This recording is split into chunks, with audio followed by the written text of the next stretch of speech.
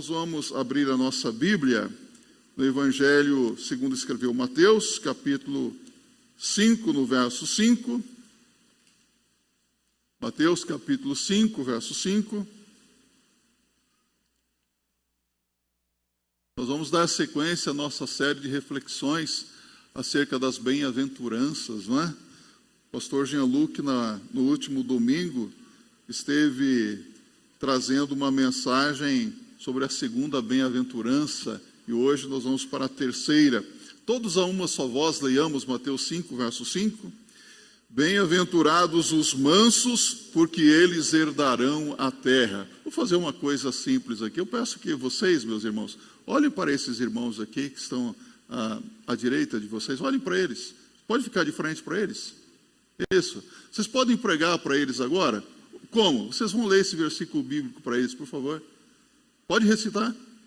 Olhem para eles e recita. Vocês estão muito mansos para recitar o versículo. Vamos lá, firmes. Digam para os irmãos aqui.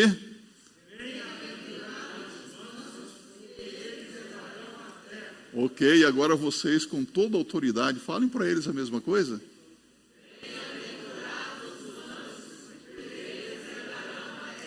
Eu senti um pouco de ira nessa palavra de vocês. De ênfase, não é? Agora podem dizer para mim aqui.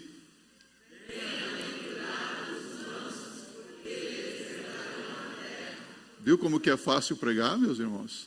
É isso que está aí. Felizes os mansos, podem se assentar. A bem da verdade, nós devemos reconhecer que nós não somos tão mansos quanto nós deveríamos ser, não é verdade? Quem aqui é manso, é mansa? Quem aqui pode dizer, eu sou um homem manso? Pegue a sua mão. Parece que nós temos poucos mansos aqui. Você sabe de uma coisa que, em situações de conflito, pelo menos eu tenho que tomar muito cuidado porque eu ajo por impulso. Às vezes eu digo o que eu não quero. Às vezes eu faço o que eu não quero. Então, nesses momentos, eu suplico, Senhor, não deixa eu falar o que eu estou pensando. Não deixa, Senhor, eu perder as estribeiras. Porque é tão fácil perdermos a linha em determinados momentos, não é? Sexta-feira passada, saí daqui, cheguei em casa e depois, no momento de refrigério no lar, começou um panelaço. Vocês se lembram do panelaço? Aquelas panelas irritantes batendo, não tenho nada contra a manifestação.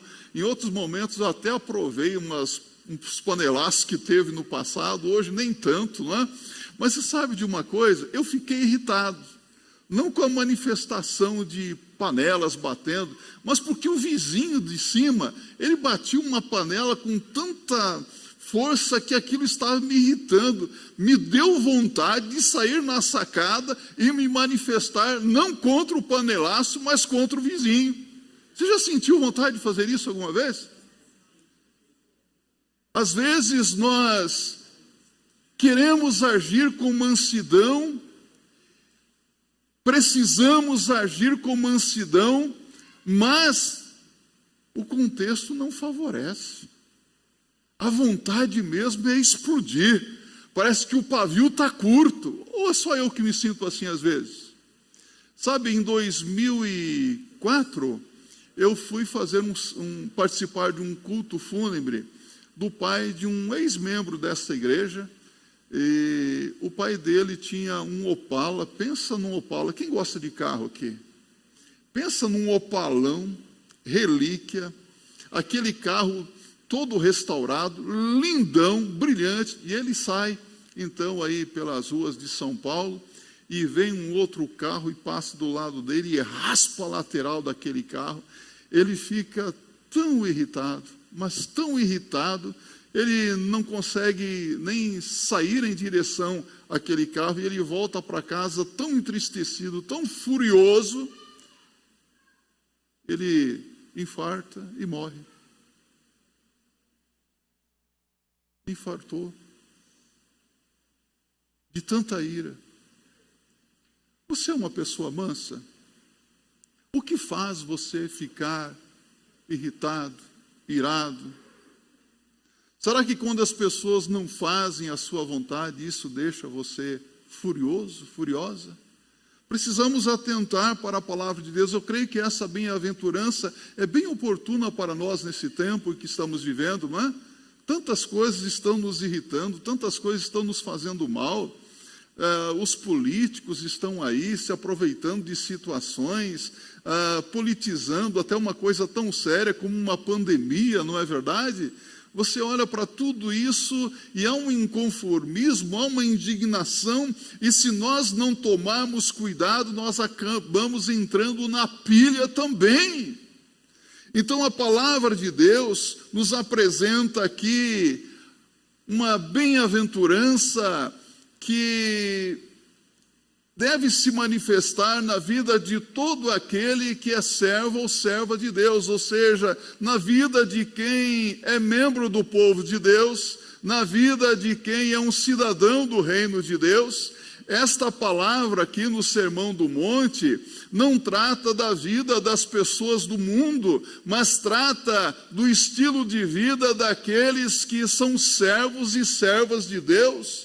Como servos de Deus, nós devemos viver de forma diferente. Então, vamos procurar entender o que o Senhor Jesus Cristo está dizendo aqui. Vamos reconhecer os que são mansos, os que são realmente abençoados por Deus.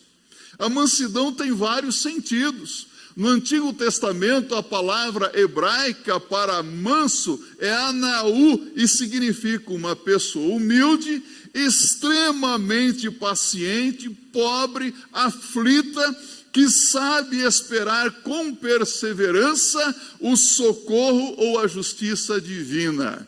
Esse é o significado de uma pessoa mansa no Antigo Testamento. Já no Novo Testamento, a palavra grega é prautes, mansidão, implica em força e suavidade, doçura e bondade, impetuosidade e delicadeza ao mesmo tempo, paciência e extrema misericórdia. O biblicista e comentarista bíblico William Barclay, ele define então, com base nessa palavra, mansidão como força e suavidade. Ser manso não significa ser uma pessoa covarde, não significa ser uma pessoa medrosa, não significa uma pessoa pacata, passiva, que deixa as coisas simplesmente acontecerem. Mas manso é uma pessoa que procura o equilíbrio nas coisas, ter atitudes equilibradas. A mansidão é um dos aspectos do fruto do Espírito Santo, conforme se apresenta em Gálatas capítulo 5, verso 22. Ali nós temos 9 aspectos do fruto do Espírito Santo, e a mansidão é um dos aspectos do fruto do Espírito Santo. Então, se você já é um crente em Cristo Jesus, se você já se arrependeu dos seus pecados e entregou a sua vida a Jesus, você é a habitação do Espírito Santo de Deus, santuário de Deus, casa espiritual de Deus. O Espírito Santo habita na sua vida. Não é uma bênção isso? Então, se o Espírito Santo habita no meu coração, no seu coração, habita em nós, esse aspecto do fruto do Espírito Santo deve ser verificado e manifestado em nossa vida diária. Quem é a pessoa mansa? A pessoa mansa é uma pessoa que não fica irada? Nós podemos ficar irados. Você sabia que você pode ficar irado? A Bíblia diz: irai-vos e não se põe o sol sobre a vossa ira. Então a pessoa mansa é aquela que fica irada por motivos certos, de maneira certa, contra as pessoas certas, no momento certo e no prazo certo. Porque há pessoas que ficam iradas parece que para sempre, né? Brigaram com tudo, com todos e vivem brigados, cheios de ira no seu coração. Não é isso que a palavra de Deus nos mostra. A pessoa mansa, à luz da Bíblia, é aquela que fica irada assim, mas logo passa. diz o que tem que dizer e diz com autoridade, diz com bondade, com paciência, disse, está dito, e é assim que eu penso, mas respeita a pessoa com quem está falando. É difícil isso, não é? O fio é muito tênue entre você dizer verdades sem magoar as pessoas. De vez em quando, nós nos deparamos com pessoas que dizem assim, eu sou muito sincero no que eu digo. E quando uma pessoa diz assim, eu sou muito sincero no que eu digo, eu tenho as minhas opiniões, eu já fico meio preparado. Falei, lá vem bomba, né? Olha, teve uma pessoa que disse certa vez assim, olha pastor, para dizer a verdade, eu só não gosto de 2 tipos de pessoas. Eu não gosto de crente e de pastor. Aí disse os motivos, né? Falei, tá certo. Fui na festa, não ia dizer o nome da loja, mas escapou. Fui numa loja aqui no shopping, queimou a máquina de lavar roupa lá em casa, algum tempo atrás. Eu estava sem dinheiro, não sei se você tem esse problema de vez em quando. Aí eu tive que comprar uma máquina, ou consertava a máquina que já havia sido consertada, e eu chego lá e falo, essa máquina, quanto é? Não, tá essa aqui, tá? Eu falei, essa aqui mesmo. Ele falou, olha, o senhor pode parcelar em 10 vezes, tem um jurinho aqui. Eu falei, mas 10 vezes isso aí, mas à vista, tá? Eu falei, vou parcelar. Ele falou, mas qual é a sua profissão? Eu falei, não, eu sou pastor. Ah, pastor, você vai parcelar, pastor? Pastor, tem muito dinheiro, né? Pastor vive regalada. E começou a falar, eu falei, realmente, vida de pastor é muito boa mesmo. A propósito, eu vim para cá porque a máquina lá em casa quebrou, tem muita roupa para ser lavada, a minha esposa está chateada, eu acabei de fazer um sepultamento de uma pessoa muito querida, e ser pastor realmente é fácil, né? Ser pastor é moleza. E aquela pessoa olhou para mim, o senhor está vindo de um sepultamento? Pastor, pois é, uma pessoa muito querida. Comecei a falar com a pessoa, e depois aquela pessoa disse, me desculpe, viu, pastor, aqui tem tantos pastores por aí. Falei, é verdade, mas naquela hora eu senti vontade de dizer algumas coisas. Não é verdade que às vezes nós temos oportunidade de dizer e de desabafar por causa de provocações? Já foi provocado alguma vez?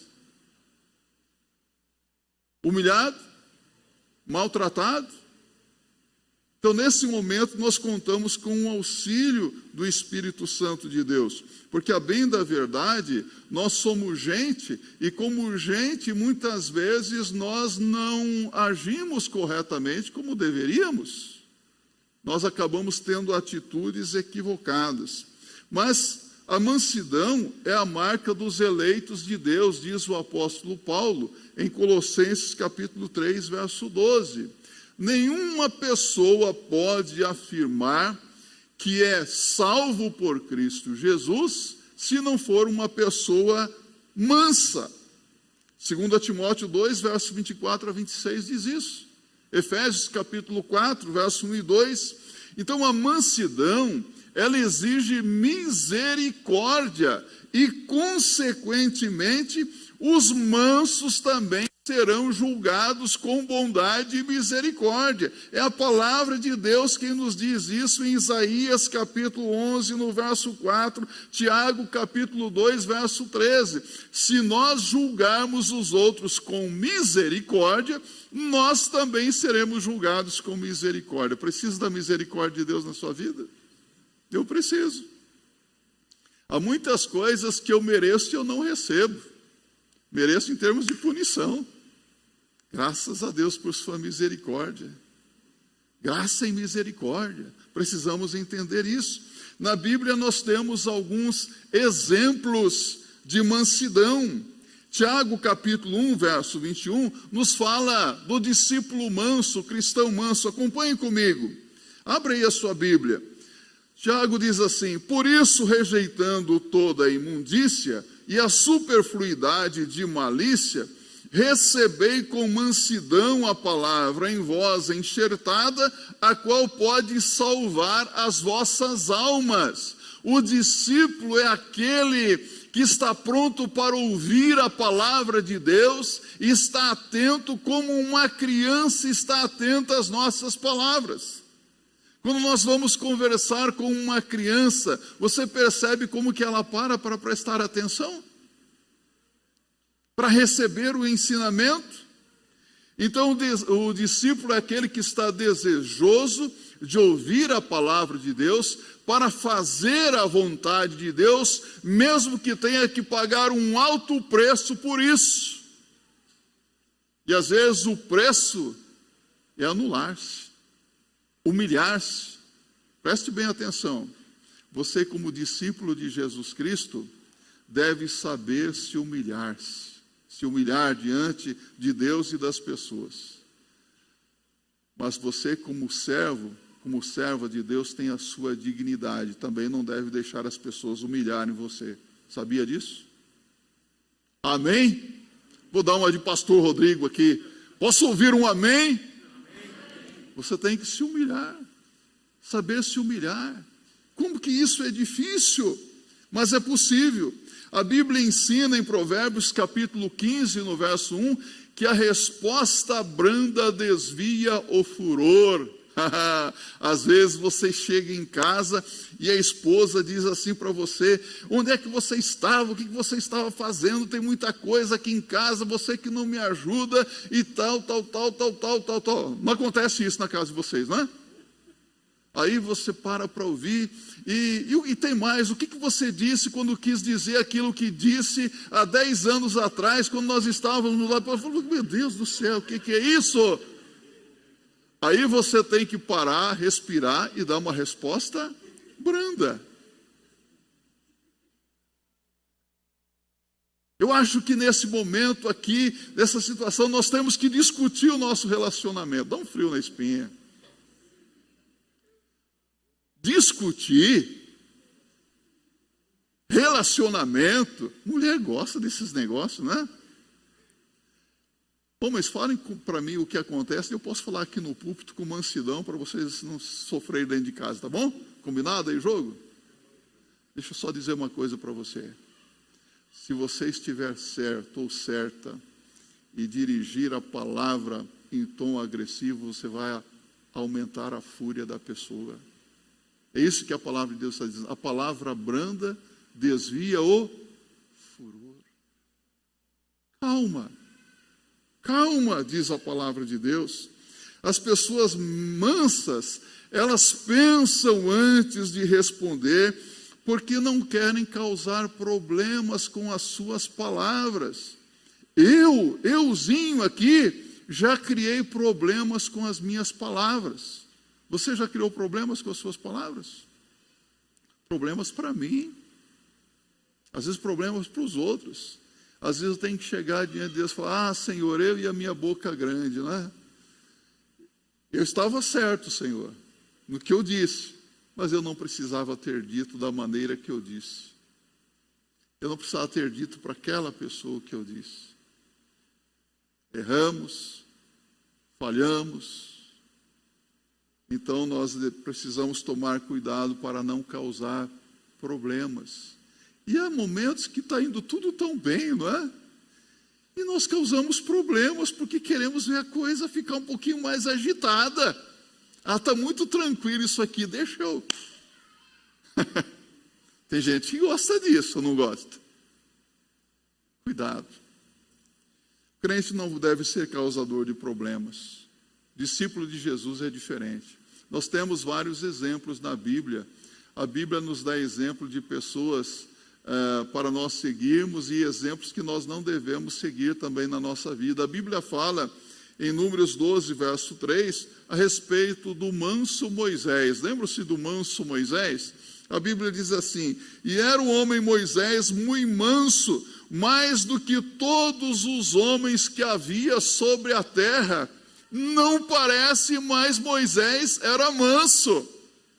Moisés, o grande líder do povo de Deus, usado por Deus para confrontar o rei Faraó para libertar o povo da escravidão egípcia. Moisés era manso. Manso. É o que a Bíblia está dizendo. Não foi Moisés que matou 2 egípcios e escondeu-os na areia? Sim ou não? Ele ficou irado ao ver que o egípcio estava chicoteando os hebreus, seus irmãos hebreus. Fugiu. Esse manso Moisés pecou porque o povo de Deus fez com que ele pecasse. O povo começou a reclamar, a murmurar. O que Moisés fez? Com a vara ele feriu a rocha, um tipo de Cristo. Qual foi a punição? Moisés viu ao longe a terra de Canaã, a terra prometida, mas ele não entrou na terra. Pessoas mansas, meus irmãos, às vezes podem ser levadas a pecar por causa dos outros. Sabia disso? Precisamos estar atentos, tomar muito cuidado. Às vezes é o efeito manada, não é? É o Maria vai com as outras. Todo mundo está dizendo isso, todo mundo está fazendo isso, todo mundo está batendo nas panelas, eu também vou agitar, vou bater as panelas, eu vou fazer barulho, eu vou gritar pela sacada do prédio, eu vou explodir, eu vou me manifestar contra o governador, eu vou me manifestar contra o presidente, contra... Qual a vantagem em tudo isso? Que benefício, de fato, isso vai trazer para a sua vida? Jesus Cristo, ele nos orienta: aprendei de mim. Aprendei de Jesus. Jesus é o Cordeiro manso.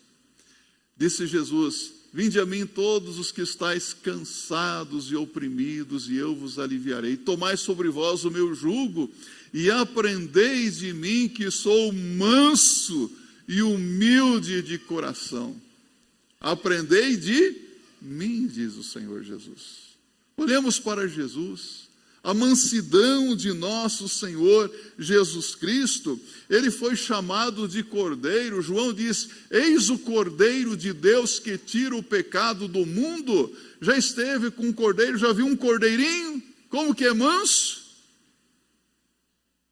Cabrito não, né? Bode é bravo. Tem até chifre o bicho. Aprendei de mim, diz o Senhor Jesus Cristo. Cordeiro é para o sacrifício. Jesus, como Cordeiro de Deus, ele não resistiu à crucificação. Manso e humilde, ele caminhou em direção à cruz para entregar a sua vida por nós, para o perdão dos nossos pecados. Não reagiu, submisso à vontade de Deus. Jesus orou: se possível, passa de mim este cálice, todavia não seja como eu quero, mas como tu queres. Disposto e pronto a fazer a vontade do Pai. Então Jesus é o nosso supremo exemplo de mansidão.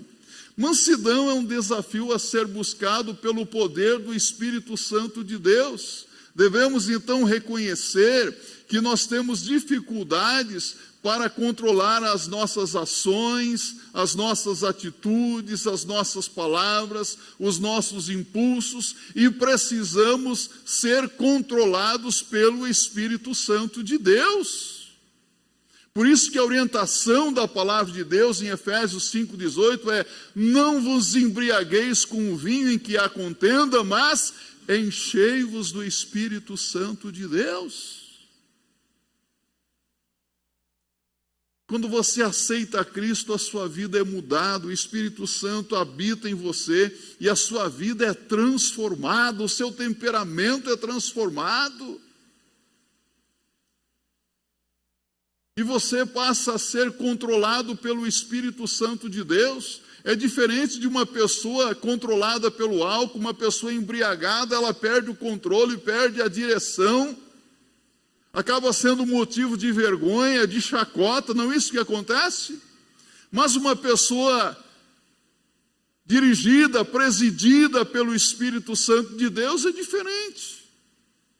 Tem atitudes que glorificam ao Senhor nosso Deus. Então, nada se tem para produzir a mansidão a não ser o Espírito Santo de Deus. Talvez você pense assim, se uma pessoa tiver um bom saldo na sua conta bancária, uma boa casa, um bom carro, uma família bem estruturada, um bom emprego, quem sabe isso vai dar mansidão ao seu coração. Coisas não trazem mansidão. Mansidão é um dos aspectos do fruto do Espírito Santo de Deus. É uma bem-aventurança. É uma bênção de Deus na nossa vida. A mansidão redunda em bênçãos. Quem cultiva a mansidão no seu relacionamento diário é uma pessoa abençoada e abençoadora também. Sabe por quê? Porque essa pessoa tem a bênção da felicidade. Veja o que diz aqui no verso 5. Bem-aventurados os mansos, porque eles herdarão a terra. O que significa a expressão bem-aventurados? Felizes, jubilosos, exultantes, alegres. Estes são felizes. Quem? Os mansos. Em Isaías 29:19, a Bíblia nos diz aqui que os mansos se regozijarão e se regozijarão. Olha só que bênção. Se alegrarão constantemente.